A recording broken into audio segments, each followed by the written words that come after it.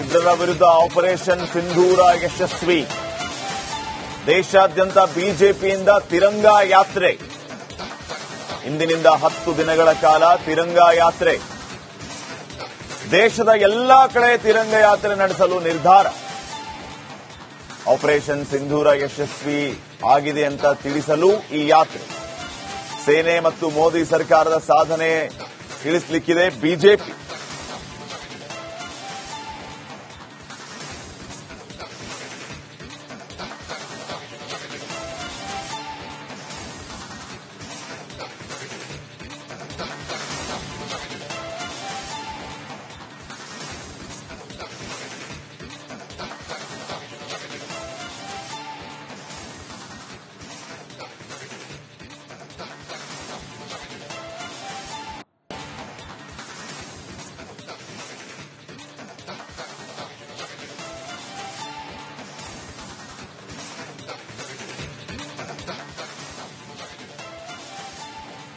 ಉಗ್ರರ ನೆಲೆಯಲ್ಲಿ ಭಾರತ ಅಬ್ಬರಿಸಿ ಬೊಬ್ಬಿರಿದಿದೆ.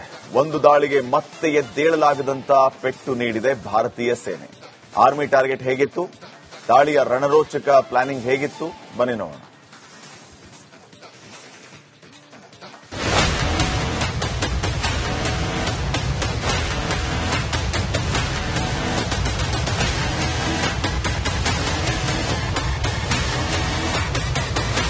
ಪಾಕಿಸ್ತಾನದ ದಾಳಿಗೆ ಭಾರತ ಯಾವ ರೀತಿ ಉತ್ತರ ಕೊಡ್ತು, ಹೇಗೆ ನಡುಕ ಹುಟ್ಟಿಸ್ತು ಅಂತ ಭಾರತದ ಆರ್ಮಿ, ನೌಕಾದಳ, ವಾಯುಪಡೆಯ ಹಿರಿಯ ಅಧಿಕಾರಿಗಳು ಪಿನ್ ಟು ಪಿನ್ ಮಾಹಿತಿ ನೀಡಿದ್ದಾರೆ. 2 ದಿನಗಳಲ್ಲಿ 2 ಬಿಗ್ ರಿವಿಲೇಷನ್ ಆಗಿದ್ದು ಪಾಕ್ ಕಳ್ಳಾಟವನ್ನ ಎಕ್ಸ್ಪೋಸೆ ಮಾಡಿದ್ದಾರೆ.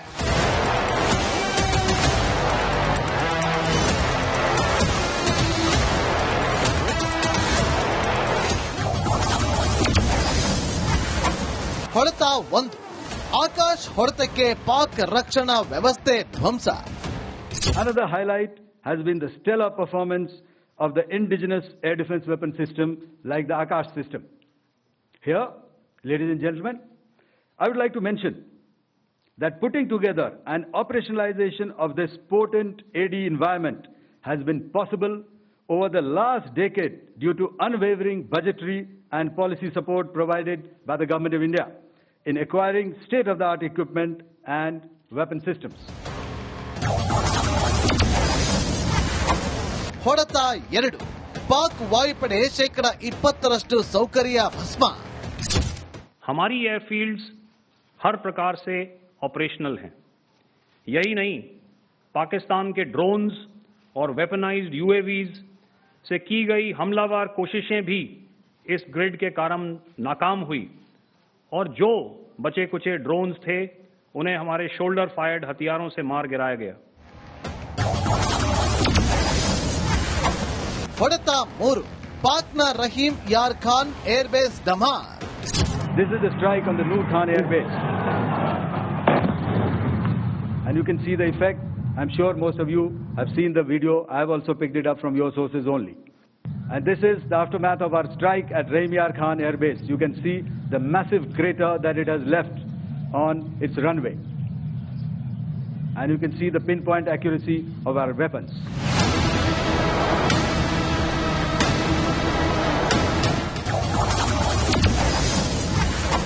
ಹೊಡೆತ 4, ಭಾರತೀಯ ಸೇನೆಗೆ ಪಾಕ್ನ ಕರಾಚಿಯು target. Of the Indian Air Force targeting so far is now shown on the screen.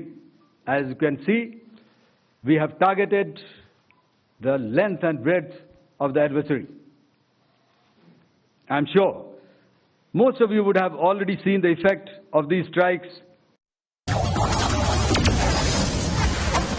ಹೊಡೆತ 5, ಶತ್ರು ಮಿಸೈಲ್ ಗಡಿ ಪ್ರವೇಶಕ್ಕೂ ಮೊದಲೇ ಕಲ್ಲಾಸ್. उनके काउंटर अनार्म्ड सिस्टम्स भी हमारे इस मल्टी टियर्ड एयर डिफेंस ग्रिड का हिस्सा थे, जिसके कारण पाकिस्तान की नापाक हरकतों का विनाश किया गया. ಹೊಡೆತ 6, ಭಾರತದ ವಾಯು ಕವಚ ಭೇದಿಸಲು ಪಾಕ್ ವಿಫಲ. कोई मौका नहीं था कि पाकिस्तान एयरफोर्स ये मल्टी टियर्ड डिफेंस को पार करके पीछे हमारी एयरफील्ड्स या लॉजिस्टिक इंस्टॉलेशंस को टारगेट कर पाए. ಹೊಡೆತ 7 ಚೀನಾ ಮಿಸೈಲ್ಗಳ ಧ್ವಂಸ. Shown on the screen is the probable enemy PL-15 missile, which is of Chinese origin. This missile has missed its target, and you can see the pieces now which are available with us. Weapon system or weapon which was found was the long-range rocket, the pieces of which you can now see on the screen. We have talked about the loiter munitions and the unmanned aerial systems, and here are some of the glimpses of those systems which we have brought down. To your right, with the right undercarriage or the wheel, you can see is the Yeeha system, which is of Chinese origin with Pakistan. You can see some quadcopters, and you can see one odd Sonka drone hanging by the wire. All these have been brought down by our trained crew and air defense systems. ಹೊಡೆತ 8 ಪ್ರತೀಕಾರ ಮುಗಿದಿಲ್ಲ, ಕಾರ್ಯಾಚರಣೆ ನಿಂತಿಲ್ಲ. All our military bases, all our systems continue to remain fully operational and ready to undertake any future missions should the need so arise. ಹೊಡೆತ 9 ಮೇ 9, 10 ರಾತ್ರಿ Pak ಕ್ಷಿಪಣಿಗಳನ್ನ ಢಮಾರ್. Pakistan air force ने हमारे airfields और logistic installations में 9 और 10 मई की रात को लगातार हमले किए. वो इस मजबूत एयर डिफेंस ग्रिड के सामने विफल हो गए. आपके सामने इस ग्रिड को एक तरीके से दर्शाया गया है.